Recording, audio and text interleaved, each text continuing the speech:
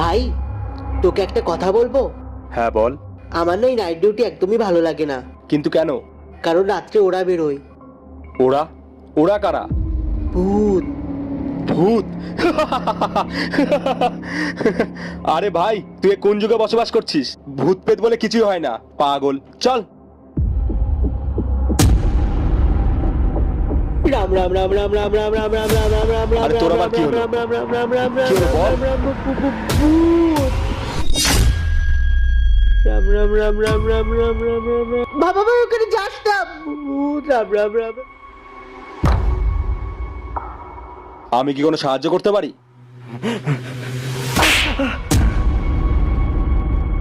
চল ভাই, এই নে তোর ভূত। মন্দিরে চুরি করছিল। তারা তোকে চুরি করাচ্ছি, চল।